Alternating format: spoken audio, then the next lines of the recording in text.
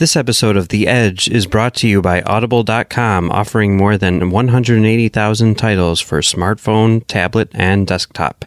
To get a free audiobook of your choice and help Trek.fm at the same time, visit audibletrial.com/trekfm. And also by Enterprise in Space, an international program of the nonprofit National Space Society. Find out how you can help science and education and become a virtual crew member aboard the NSS Enterprise Orbiter by visiting enterpriseinspace.org. And if you want to join the conversation and share your thoughts on this episode, join the Babel Conference, our listeners group on Facebook. Just type BABEL into the Facebook search field. We look forward to seeing you there. Hey, this is Jeff Russo. I'm the composer from Star Trek Discovery, and you're listening to Trek FM. What have you done out there on the edge of Federation space?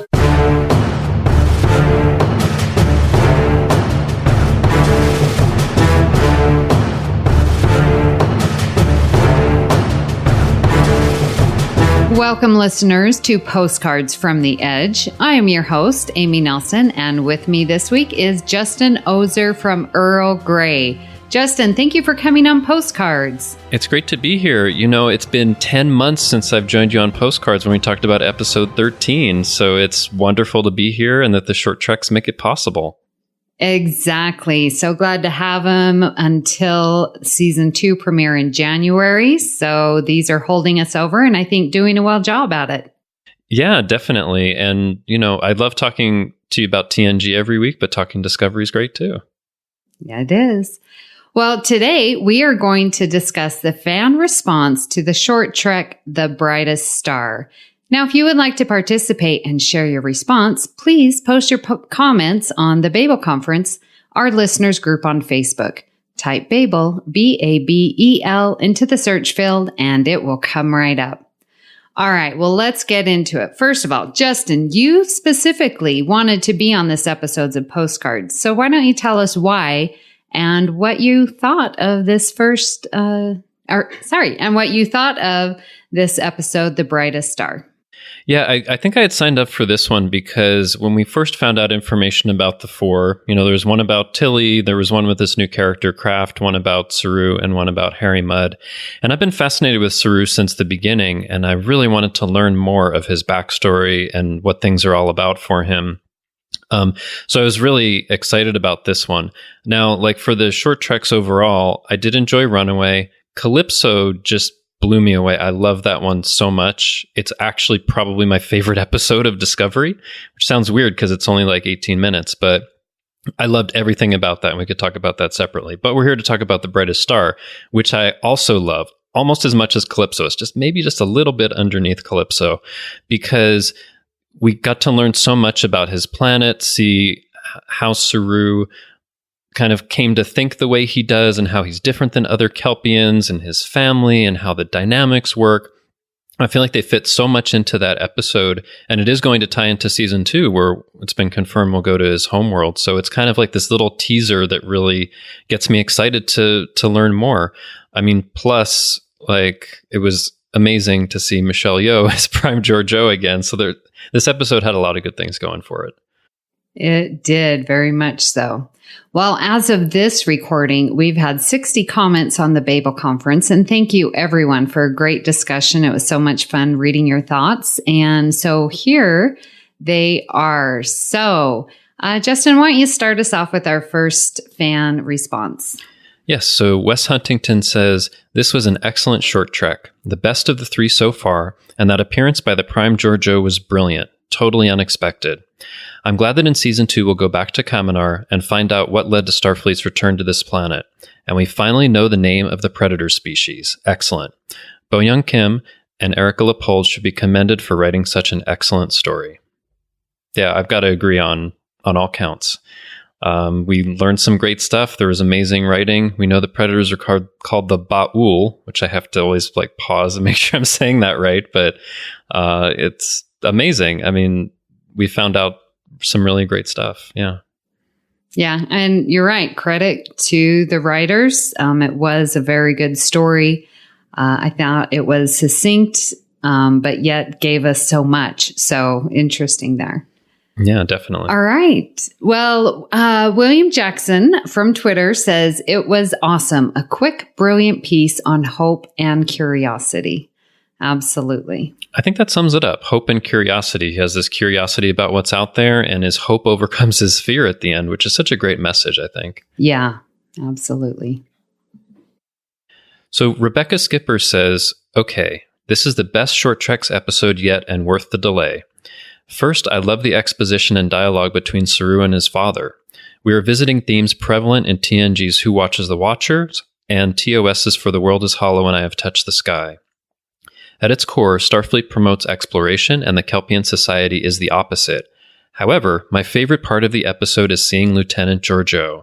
This also explains why Saru got promoted. Georgiou rightly admired his ingenuity. Now that we've seen Georgiou in the past, there's no reason why we can't have another series with Captain Georgiou.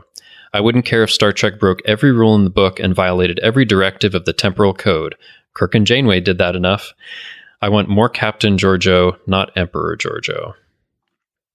Yeah, I think since the beginning, since the first couple of episodes, I've wanted like a Shenzhou series with Michelle Yeoh as Captain Georgiou. I hope we get that. But it was, I said it before, but as soon as that shuttle landed, I was like, is that shuttle from the Shenzhou? Is it? Oh my God, it's Georgiou. I was just astounded by that. I know. I couldn't believe it. I was like, are you kidding me? They brought her back for a short trek. That is so awesome. And they kept it secret. Nobody knew about it. I know. That's not like us fans to predict that, to not predict that. Yeah. I mean, it was definitely an amazing moment. And and there are definitely parallels, I think, with other episodes. I think Rebecca mentioned a couple, but the one that I thought of was Pen Pals from TNG, where you have someone from this pre-warp civilization reaching out and someone in Starfleet getting the message. I thought that there was a good callback, but you're seeing it from the other side, which is great. Yeah. Well, Mark Flessa writes, I loved how the music at the end reminded me of versions of the Trek theme that plays at the very end of First Contact, after the crew beams up and Lily looks at the stars. And yeah, the music really added to the emotion and feeling of, and you're right, that last scene with Saru, just, it swelled and it just, wrapped me like a warm blanket. The music was great. Yeah, it was great. And I mean, Jeff Russo, who composed the music for season 1 and will for season 2, is doing the music specifically for these short treks too. It's great. And I really hope they put it on a soundtrack because I've really enjoyed it and it's added to the flavor of these episodes. Absolutely. Yeah. So Christian Alonso says, the ending choked me up big time. Calypso did as well, but this one tugged at my heart.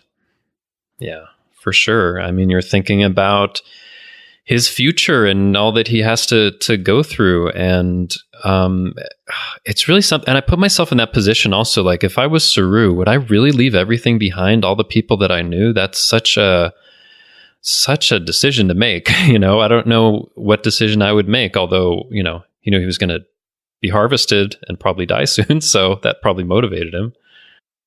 Yeah, just like the comment said, the ending just was full of hope and curiosity and so wrapped up in the themes of what makes Star Trek and why we love it so. So, yeah.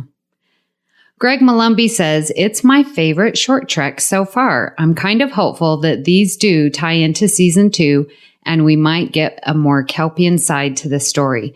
This reminded me of Kes in Caretaker wanting to go to the surface and then joining Voyager.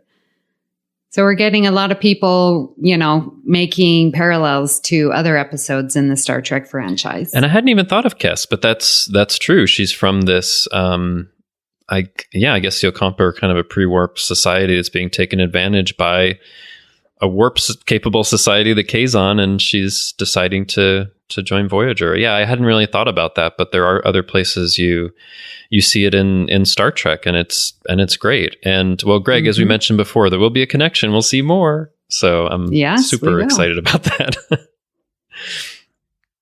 So Andrea Boot says, this short was amazing. Seeing a younger Saru on his homeworld was something I've been looking forward to for a long time, and to see such a brief glimpse of Kelpian society was really cool, including hearing Saru's native language being spoken. I have a few questions about the sacrificial ceremony, however.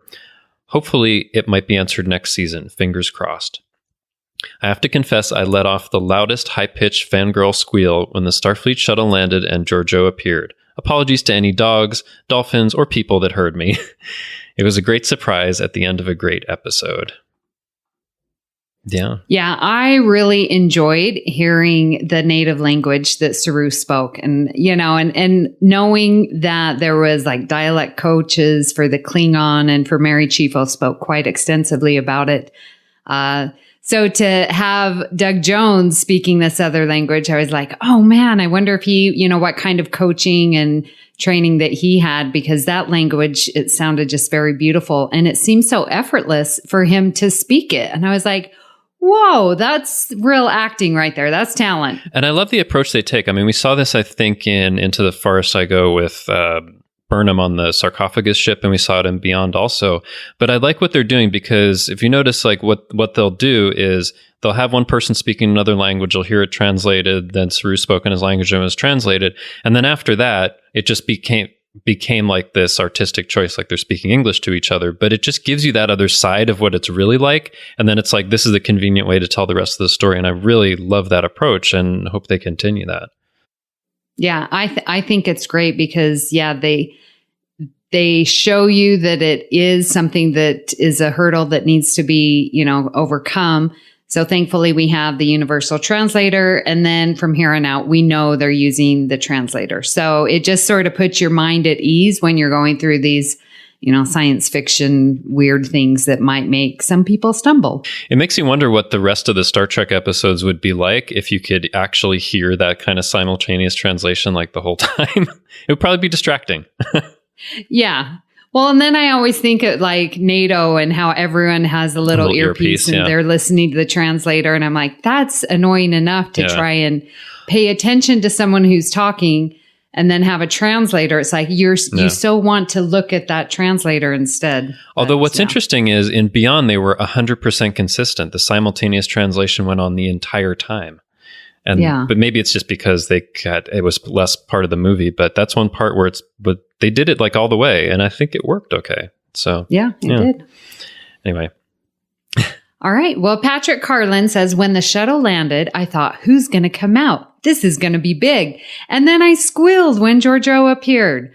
Also, I've been thinking, remembering how resentful Saru was of Michael, especially there's that scene when he told her that she robbed him of the chance to be Georgiou's XO.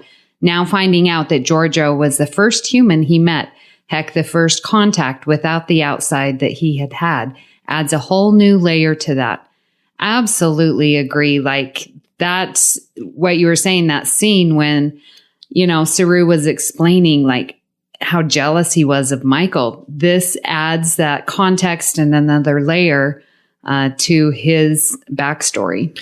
It does. Yeah. And I mean, and also I think we know from what we've seen on screen in Discovery, Saru was already there on the Shenzhou before Burnham appeared, and possibly for quite some time.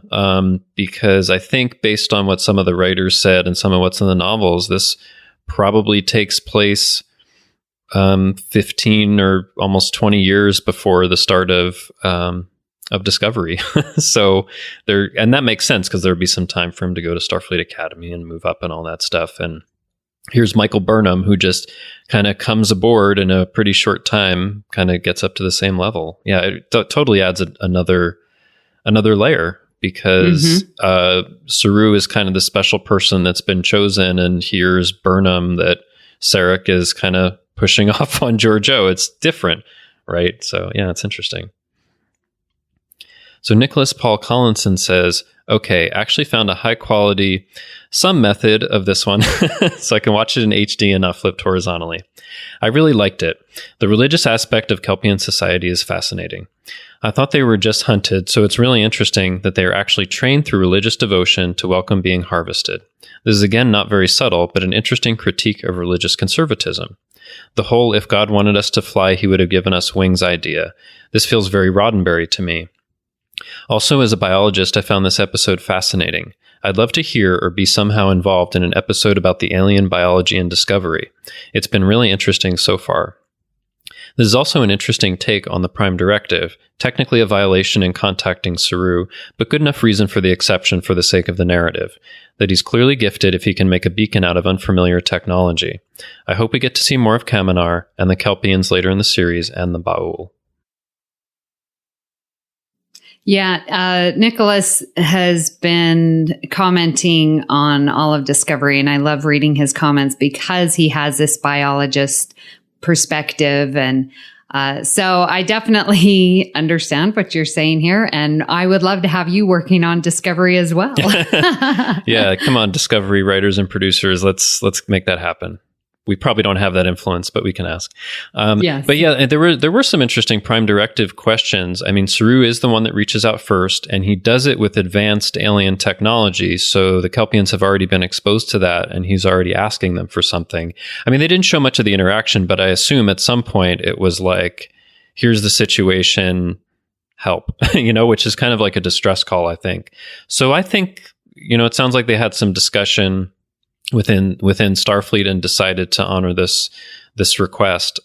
Yeah, I don't know if it's really a violation of the Prime Directive, but it's certainly probably been some of it. But I think it's acceptable based on the circumstances. It's not the first time they've seen this technology, and he's the one that's reaching out. Yeah, and going along, we know season 2 is going to be more spiritual/religious in tone. So I like that you bring that up, and that we might get to see more of those themes in season 2. Yeah, and the part about the wings made me think of in the trailer for season 2, we've seen this red angel that has these wings. So I think they're making a connection there, and there'll be some connection back to Kaminar. Yeah. Well, Clara Jean Cook of Primitive Culture says, one of the things I thought was interesting was the last line about Saru's hope of being stronger than fear as he leaves his home. This is something I have heard refugees say when they have been interviewed about how and why they left their homes. Their hope of a better life outweighs the fear they feel about the unknown. Since Saru's species is under threat intermittently, I wonder if the writers were making some interesting references to the experience of refugees leaving their homes to escape danger. Well, Clara, I think that is a very excellent point and parallelism to, making a social commentary about what is going on currently in our world right now. And I think that there is some comparisons that we can draw from that. Yeah, and I hadn't thought of that, maybe because I'm not as familiar with some of the interviews that Clara's talking about, but it makes a lot of sense. And I wonder if it was deliberate. It really makes you think. Yeah. It was interesting because Friday I was just talking to one of my students who was saying that he's excited because his grandmother gets to come up from Colombia, and that they, left Colombia to come to America to have a better life and escape all the crime and drug lords and stuff there. And so I'm just like, oh my gosh, here is one of my students, living in this world. And it was very interesting to talk to him and hear what his parents have gone through. Definitely. Well, and you could think that Saru is asking for asylum in a way, like there's this society or this situation that's happening. I'm in grave danger. Help me out of this. Right. That's what it feels like. Yeah. It's very interesting. So Chris Tribusio says, the Brightest Stew has finally arrived after waiting 45 minutes to watch this widely anticipated short trek amongst the fans. Yeah, there was a delay, unfortunately, on Thursday. Hope that doesn't happen again. Just tells you how much people wanted to see it that freaked out about it a little bit. Anyway, Chris goes on to say, I truly enjoyed this. I found it interesting that the aspect of his race, known for being prey, also has a religion which condones sacrifice for the betterment of the species. This would fit in with his line, our species can sense the coming of death, to which in essence he was born to die. It's a good point, although I think about it like, what are the criteria that are used for this? Because clearly, his father is this priest, he's older, he's gotten exempted up to that point. So, because it seemed like Saru would be chosen when he reaches a certain age, but there are people who are older than that. So, like, how are they really chosen, I know. I was thinking the same thing too. Like when his father came back, after we saw what had happened, and I'm like, well, how come he's been able to survive so many of these, rituals? Yeah. I mean, maybe we'll find out more, but there must be some kind of arrangement with the Baul where it's like, in order for this situation to keep working, there needs to be a religious aspect around it. And for that, there need to be priests or elders or whatever, so they get exempted. But how do they get chosen? I don't know. Maybe we'll find out more. But I thought about that, like, his father's still around, so what's the criteria? I don't know. Yeah. Well, Jim McMahon says, loved it. Doug Jones put on a great performance. It was so great seeing some backstory for Saru. I was thrilled we got to see his homeworld, but was a little disappointed that they only mentioned the predator species for Saru's planet. And was anyone else going OMG when Michelle Yeoh appeared at the end? Definitely gives the Tilly one a run for its money as the best short trek. Yeah, I think everybody was going OMG when Michelle Yeoh showed up. About the predator species, I hope they do show up in season 2 because there'd be two things that would be interesting. What do they look like? What's the arrangement? And what does it look like from their perspective? Because Star Trek is often really good about that, showing the different perspectives, because we actually don't know what they do with the Kelpians. They get transported. We assume they die in some way, but are they? Is that really what's happening? Like, what's the reason or the rationale, or what are the Baul like? I really want to find out that out. Yeah. So Chris Hill says, I really enjoyed this one. It was amazing to learn about Saru and his species. I really love that they had Georgiou being the one to come and rescue Saru. Yeah, what do you think about that word rescue? Rescue? Well, I mean, it is, because he thinks that he's in imminent danger and he's going to die. So they're rescuing him from this, and he's asking for their help, and he's the only one that's asked for help. And I wonder if, that's why they can't take the sister or anyone else, because they haven't asked for that. But it is kind of like a rescue, although I do wonder about the consequences afterward. Like, what does the sister and the father and the whole community think that Saru just disappeared and isn't going to take part in this? Does it lead to a revolution in their society? Like, what does this mean, Yeah, because he wasn't taken during that ritual, so that's something that's going to be definitely out of the ordinary. And so more might start to question. Yeah, I mean, and this is some years before season 2. So I guess we'll see the consequences if we're going to that planet. It could be radically different for all we know. Yeah. Because of Saru. Absolutely. Nicholas Anastasiou says, I've liked each Trek short better than the previous. Runaway was good, though seemed a bit incomplete to me. Calypso was beautiful. I loved it overall, but it felt like a story that needed to be longer and had been compressed to fit the format. The Brightest Star is not only a great story that rings with Star Trek resonance from beginning to end, it feels like the first short, perfectly written and executed for this format. The story is told in just the right amount of time. In fact, the pacing is so right, the overall weight of the episode feels more than 15 minutes in a good way. The short covered a lot of ground without feeling rushed or like pieces of important storytelling were truncated. These 3 short stories are, in my eyes, the most true to form modern Trek I've seen since Enterprise went off the air, and confirm for me how well episodic formatting works for the franchise over serialization. I can only hope and cross my fingers this is a reflection of what season 2 has in store for us. At this point, the only thing I think the writers and producers could add to make the show even better is a bit of a punchier political and social messaging relevant to our time. Other than that, this is Star Trek at its best. The Short Trek series alone has made CBS All Access revival of the franchise worth it, in my opinion.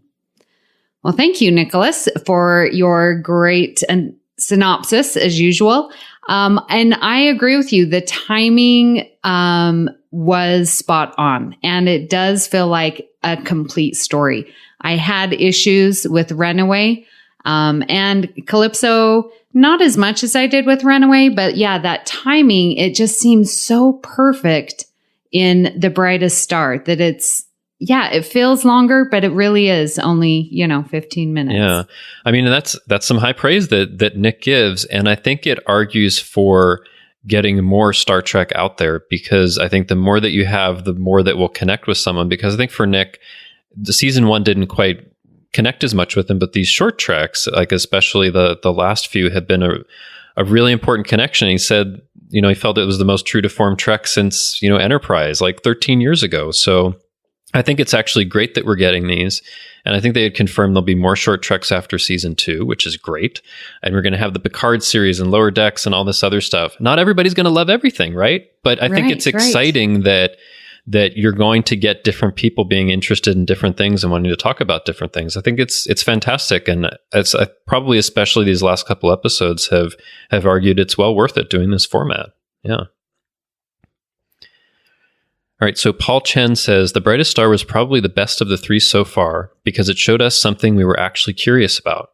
They could expand it to a full episode or at least use it to set up another.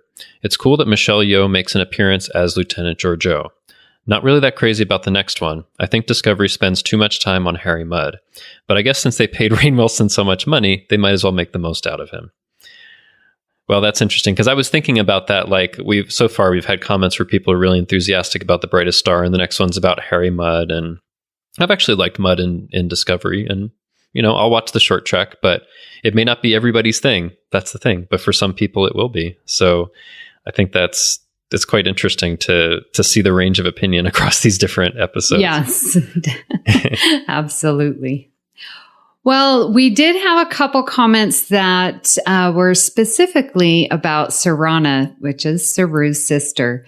Ben Greet says, a really interesting episode explaining Saru's backstory. I have a feeling we might be seeing his sister again at some point in the future. Yeah, and I'm trying to remember. I mean, I know we're going to Saru's homeworld in season 2 if his sister will be there as well. I think so, from what I remember. But Wes confirmed. He did? Okay, excellent. Yeah. Well, yeah, you're right. That I was not looking at one of the next comments, so... Well, anyway, moving on to the next one. So Brian Diggs says, I hope that means Serana will return in season 2. The Brightest Star was the weakest of the shorts for me so far. I think we were hoping to see a physical appearance of the Ba'ul. I'm now hoping Serana will return to share the consequences of Saru upsetting the Great Balance. Interesting to ponder that the threat ganglia sensing death may be more religious allegory than science. I love that last comment. It's very interesting. Because it's been, Patrick on the edge we sort of go back and forth on the threat ganglia. And so if that is more of a religious allegory, as Brian purports, then that might solve Patrick's questions. Yeah, there's also a part that in the recent Discovery novel Fear Itself by James Swallow where he talks about it a little bit, because it actually mentions when Saru is thinking about his threat ganglia that he hasn't quite figured out yet when it should come out and when it shouldn't, and that he actually can control it to a certain extent. I mean, it makes it seem on screen like he can't control it, it just comes out, but in the novel, he can control it. And like the way I've seen the threat ganglia is that it's something that's imprecise, right? Like if you think of a human reaction, like the hair stands up on like your neck or your arms or whatever, there may or may not be danger in that, right? It's just like your reaction and you're afraid of something or you get big, but I don't think we have to see it as like it's this 100% true thing that knows when there's danger or death. It's very inexact, just like human reactions are, is the way I see it. So, but the religious allegory part, I think that's quite interesting. Yeah. I have to see how that develops. Yeah. Well, Wes Huntington said, for those who didn't know, Hannah Spear played Saru's sister, Serana. Spear will return in season 2. And then he also posted her photo there so we could see her without all of the prosthetics there. Thank you for confirming, Wes. And like with his sister, I think we got to see a little bit of her. She didn't actually get to say too much or do too much. So I'm glad that we'll see more of her and she survives through whatever it is that happens. So that'll be totally fascinating. I mean, I want to know what episode it's in. We have no idea where in the 13 episodes it falls yet.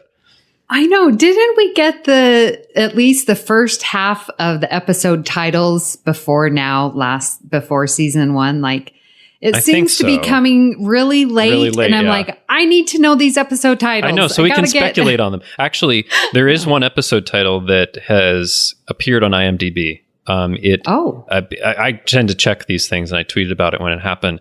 See, I think episode 8 will be called "If Memory Serves." Doesn't tell you too much. Oh, yeah, I saw you. Doesn't tell you too much. That one slipped out there because somebody was writing up some credits. But like, there hasn't been the official announcement, and season 2 comes out in 5 weeks as we record this. So come on, tell us. I know. We need to know. We need to know, right? Yeah. But anyway, it's great that that Serana's coming back. Yeah. And there were a couple of comments that were, really talking about this predator-prey situation and what we saw and or didn't see. Rebecca Skipper says, it also occurred to me that maybe we need to redefine the predator-prey relationship. The Kelpians worship beings that have superior technology and don't question this. However, what is not clear is how a species with superior technology benefit from the Kelpians sacrificing themselves. Maybe the Kelpians who sacrifice themselves are taken off-world. I can't see the scene, so do not know. Maybe this is the start of the faith versus science debate. Yeah, it's a good question. So, I mean, Rebecca, I know that you have some issues with vision and can't see what's going on the screen, but can kind of hear what's going on. But I mean, all that we really see is that there's this transporter effect, it seems like, right? That and like this floating obelisk orb thing. There's this big obelisk and it makes some noise and there's some lights, and then all of a sudden, there's some light and they're gone. And then everyone's gone. That's all we know. Except the father. Except the priest, who's like, well, it's done for now. But yeah, like, I don't think we know. And I think maybe, as you mentioned before, we don't know if they're actually being killed. We don't know what happens when they get taken up to the ship. Are they servants or slaves like they are in the Mirror Universe? We don't know, right? Yeah. Maybe that's where they went. That's why they had all those Kelpians. To take them to the Mirror Universe? Yeah. Yeah, actually, somebody was suggesting that on the Patrons Roundtable, and I think we came to the conclusion that it was on Live from the Edge. I confuse these things. On Live from the Edge, and I think Brandy and Bruce came to the conclusion, like, that's a lot of work just to, like, let's hop over to this other universe and get them. But yeah, I don't know. I really want to know, like, what they're doing with this harvest or sacrifice, how they're using them. I mean, Saru does say early on, "We are your livestock of old," which has the implication that they're harvesting them like we might, cattle or something like that for food or other products, but we just don't know. Yeah. Well, I don't think it's a lot of work. I mean, look at our human history of. You don't think it's a lot of work to go to the Mirror Universe to drop off your cargo? Slaves from other continents. Well, yeah, but they have to have like a spore drive or an ion storm or a transporter. I mean, accident. I mean, it's like. That's all technology. That's nothing if you've got the tech. Hey, maybe. I mean, that could be the thing. They're just shipping them over the Mirror Universe for. Yeah. Anyway, that's a little sidebar. Scott Gifford says, "It wasn't what I expected as far as the predator-prey relationship went, but it worked. The pace and tone were slower and more meditative, which fit. I also think we've seen a bunch of the issues Giorgio alluded to, and Data answered a similar call, or will answer a similar call." Yeah, so that's a reference to what we talked about before for pen pals, when the future Data, I guess, answers a call. And I think it's slower and more meditative, I think, is right. I mean, I think when you have Saru starting with the narration, it really takes it into a different place where I felt like out of the three, this was the most one that felt like a short story. That someone is telling their story later, like, this is what happened, and here are these things that were important in my life. And I like that because I like that tone. I really love short stories, and there was a certain meditative aspect because there wasn't, any weapons fire, anybody dying or anything like that. It was just about getting immersed in this society and Saru's story, and I love that. I mean, it was great, So do you think that the predator-prey relationship is something different than the Baul, or do you think that's just a sort of a side story? Like, do you think that the Baul are the ones who are preying yes. on them? I do. Yeah, but I think I think we all made the assumption that it was like they were being hunted with weapons or something like that, but they're not. They're just being like harvested and transported out, and that's kind of the hunting. I think maybe it was Brandy on Live from the Edge made the suggestion that maybe there was hunting at a certain point, but now it's come to this arrangement, and there's this religious aspect around it where they just agree to be transported out for the good of the whole. You know, I don't know, but I do think they are the real predators. But we don't know what they look like. We don't know what their relationship is. I mean, for all we know, they're from Kaminar or they look like the Kelpians. We have no idea. Like, it could be anything. But I kind of like that. I know it didn't answer the questions, but I like the mystery and thinking about what it could be before it's answered. Yeah, I think there was on the thread going along with this predator prey, like someone was like, well, I like that it sort of put the twist on predator-prey relationship, because we were all thinking, like hunting animals, when this is a similar situation, but just, little twisted. So yeah, one thing I wonder about, because I mean, this has been there, something that's been there since the beginning, where there is this predator-prey relationship, where it's talking about your livestock of old. And Brian Fuller, who is involved early on in the series, I think he's a vegan, and that talks about animal rights and things like that. I'm a vegan as well, though I don't talk about it much.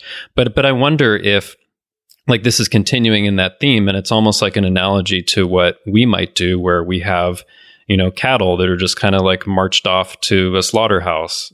There's no other way to put it. But and that the Kelpians are just kind of like marched off to this place where they're transported out, and that's it. I mean, it's like maybe seeing a sentient species in like having something happen to them, maybe making that analogy to what we do to our own animals. I wonder if he might have been thinking about that, because I know he cares about those issues and put it in early on. Right. Yeah. I don't know. Just a connection I thought about. Yeah. Well, here on Postcards, we don't read everything that's good. We also bring up the questions and complaints. So we have just a few. Morgan Whitfield says, huge Saru fan. Was looking forward to this. First reaction, underwhelmed. I thought the predators were on the planet. Is this a retcon already? Yeah, that's interesting, because I think we were saying we liked that it kind of subverted our expectations. Yeah. But I think Morgan wanted it to be more like the predators were on the planet. I mean, which might have answered more questions, because you could see what they were like, what their society was like. It became more mysterious, and I think that worked for some people, but not for others. Yeah. Mm-hmm. So Tim Hand says, wasn't perfect, as I have a few questions about the episode regarding Starfleet contacting a pre-warp species, even if Saru was gifted at cracking the code and signal. And how long ago was this short set before season 1, as obviously Saru would have to join Starfleet 2 after leaving his planet, where even that would take a few years until he passed all the Academy tests. Yeah, I think we talked about that a little bit for the Prime Directive issues and when it might take place, which I think the writers were even saying it was 15 to 20 years before. So I think that leaves enough time. I mean, Georgiou was a lieutenant, so she'd have to become lieutenant commander and then captain and all of that. So yeah, that's actually a bigger period of time than I thought. I thought it was somehow less time, but I think it makes sense. And I mean, the Prime Directive issues, I think you could kind of see it either way. Yeah, well, and, like we said, like he was reaching out. Well, and Georgiou said himself, you were reaching out to us. So, yeah, it provides the ability to bend things, I think, because I don't think there's a specific provision in the Prime Directive that says, well, if someone reaches out and they have advanced tech, I mean, they have to interpret it, right? Well, and I love on Pen Pals on Next Gen, Picard's like, well, where are we now? And it's like each time goes up a little higher, getting deeper and deeper. Because it's a gray area. It definitely is. I mean, I think in the case of Pen Pals, yeah, I mean, that has a big impact as well, because they're stopping something that's happening and the species isn't being completely destroyed, right? Mm-hmm. But you could also argue that by taking Saru out, it might help things to collapse and be made worse, maybe. You don't know. Right. Yeah. I mean, they're very interesting questions. And I know we've seen the Prime Directive bent, broken, all kinds of things in Star Trek, but I think I'm glad that these questions come up, because they're questions that that kind of come up in our own world. Like, when is it right to intervene in a country? When is it right to do, this or that for another culture, or to, interpret what they want or something like that? So I think they're important questions for us. And if we do ever, journey out there and meet other species, we'll have to think about those things too, right? Yeah, we will. Hopefully we'll be prepared thanks to Star Trek. Well, the Star Trek fans will be prered for those questions. I don't know about everybody else. We'll be like, wait a minute. We've been thinking about this for many decades now. Yep. Well, Reese Morgan writes, very interesting to see Saru's backstory. However, Lieutenant Georgiou pretty much said that they can ignore the Prime Directive when they feel like it. I would have liked more information about how Saru repaired the device. This is important plot point, as it is the reason the Federation No. 1 rule was broken just to recruit him. For all we know, he was randomly pressing buttons until something happened. I'm trying to be supportive of Discovery, but this sort of half-cooked writing has been very common to this point, in my opinion.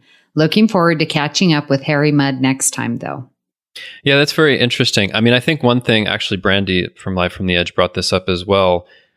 We shouldn't make the assumption that when we see Saru messing with this piece of tech, that it's the first time he's done this, because there was a mention that tech sometimes falls off of the Ba'ul ship. So who's to say that before he hasn't done something in order to mess around with it? And you saw, like, he has these little things he was referring to that almost look like instruction manuals or notes.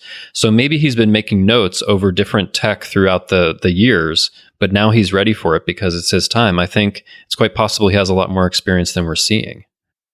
Well, I didn't think that when he got the device that the today message came the next day. Like when it's we been a little while. Yeah, with Calypso and sort of that passage of time when he was on the ship, healing and stuff like that. So I sort of felt like, when we see him taking apart and looking at that little slip of paper, like, to me, that was a passage of time. And so that he had created this conversation, which is confirmed by Lieutenant Georgiou, is like, finally to put the name to a face to a name. And it's like, that wouldn't have happened with one. I think from the time that we first see him, like, trying to send a message to when he gets the message today, I think it's a couple months.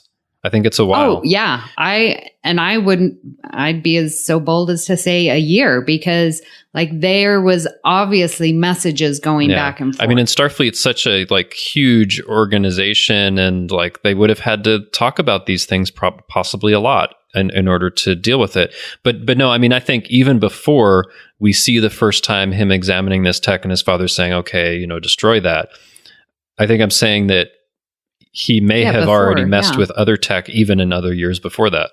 Yeah. Yeah. I think both sort of, get justified and you're right, because if Lieutenant Georgiou is, putting in requests and, making the argument to go get him, like, that's going to take time as well. So it's not just, it fell off the device and now I'm getting picked up. I think significant amount of time went between that. I think so. And I think it's interesting in this last comment as well, like that the Brightest Star didn't connect with him, but they're looking forward to Harry Mudd. And we had somebody before who was like, I love the Brightest Star, not looking forward to Harry Mudd. So like, again, I think that's what's great, like all this variety of stuff, because some people are going to love some parts of it and others aren't. Absolutely. But it's great. Yeah. Yeah. Well, Justin, how do you think that the fans responded to this episode? I think it was pretty positive overall. I mean, there was just a couple of comments in there where people had questions or complaints. There was a lot of people that said it's their favorite of the 3 short treks and talked a lot about how much they loved it. So I think it was a really positive response. And I think some of the negative response was somewhat about, I still have questions that I need answered and what's going on with this. And I didn't think they explained this. Which is limited in this format. So I think that's interesting. But I think overall, pretty positive. And I think it bodes well. I mean, I think that on these short treks, they've been going from strength to strength. Harry Mudd's not my favorite character, but I'm looking forward to the next one as well in season 2 of Discovery, and, seeing what they learn, because always when they make these Star Trek shows, they learn over time and it tends to get better like over time. So I think it's quite encouraging. It is. It is. Well, listeners, be sure to check out our Discovery and Short Treks coverage.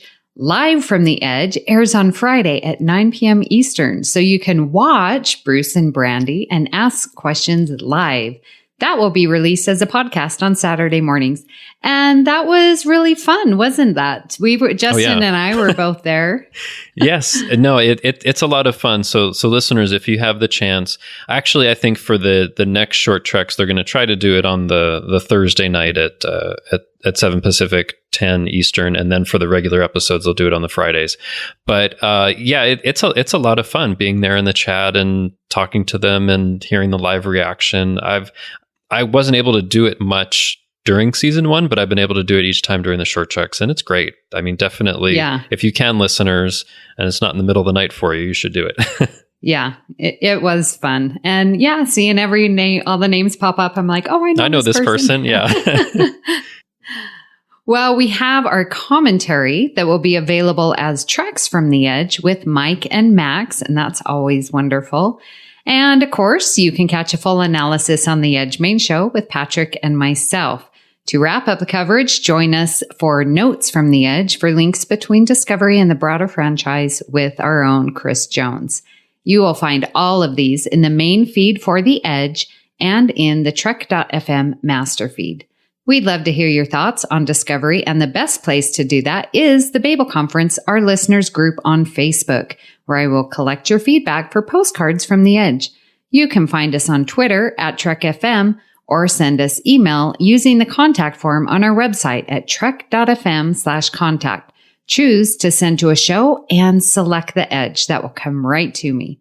So, Justin, where can people find you on the interwebs? Well, you can find me elsewhere on the network, co-hosting Earl Grey with you, Amy, and also with Richard Marquez. We have a great time talking about the next generation every week. You can also find me on Twitter. I'm at TrekFan4747, where I tweet about nothing but Star Trek. Shortly, I'm going to be tweeting out my Season 7 rewatch of The Next Generation. And you can also find me hanging around the Babel Conference on Facebook. Are you going to go on to Deep Space Nine for your rewatch, or have you seen that too much? No, I've actually already... Well, okay. Here's the thing about Deep Space Nine. So I did a rewatch when I first joined Twitter a couple years ago, and I tweeted about every episode. So I actually have been doing a Deep Space Nine rewatch. I went through season 1. So for the first time, probably I'm kind of interspersing it, like TNG episode, DS9 episode as they went along in season 6 and 7. Mm-hmm. But I'm not tweeting about that because I've already tweeted about every DS9 episode. So no, I haven't been doing that. I mean, when I tweet about each episode, it actually takes some work because I try to look through TrekCore and find the images. I find the trivia. I know, you get images. I'm like, who has the time to do this? I'll just say my one little sentence and be done. Well, it takes some time, but I like it because whenever there's an image, it gets more notice. And people make comments and stuff. And I've also been doing polls for each season for people's favorite episodes. So I have fun when I do that, but it tends to be a little sporadic because I have to actually, after I watch the episode, sit down for 30 to 45 minutes to do it. So, yeah.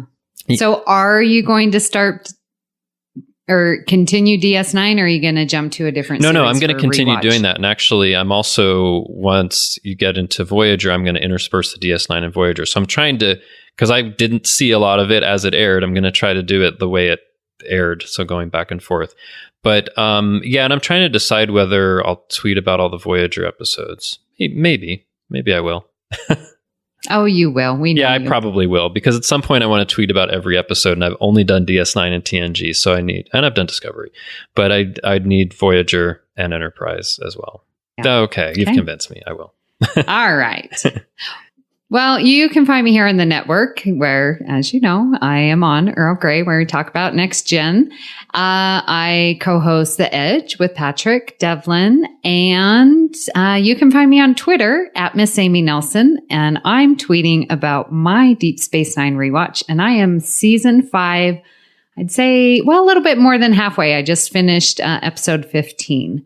That was the Inferno's Light and In Purgatory's. Yep. Yeah. Those are great episodes. Yep. So I think officially the war has started, I think. No, not yet. Officially. I know, it's like it starts and then it's not. Well, yeah, they kind of go to the edge. Fake out. But it really starts right at the end of season 5. Yeah. Oh, Well, it feels like it's going. It's very intense. Yeah. So, but my favorite place is the Babel Conference there on Facebook, so you can find me there. Listeners, if you'd like to help us keep all our shows going and even become an associate producer, visit patreon.com/TrekFM to get all the details. And I would like to thank our associate producers. They are Norman Lau, Tony Robinson, Thomas Puleo, Lisa Slack, Shoaib Mirza, Richard Rutledge, James Muldrow, Cornelia Reutner, Ryan Mallett, and Chris Tribuzio. Thank you for supporting Trek FM and especially The Edge. That's a really impressive list of associate producers, I have to say. It is, and we love each one of them. I love reading their comments, and I won't call you out. Do they even listen anymore? Lisa, Shoaib, where are your comments? Come on. If you've listened this far, give a comment. Yeah. Yes. It is awesome, and so we really do appreciate you. Well, Justin, thank you for coming on Postcards. I'm so glad that we got this nailed down. Yes. There was a little question, but we got it nailed down. A little hiccup, but that was all my fault, and you were just great, so thank you so much. Oh, thank you. Always a pleasure to be here. So join us next month for another episode of Postcards from the Edge. Hailing frequencies open.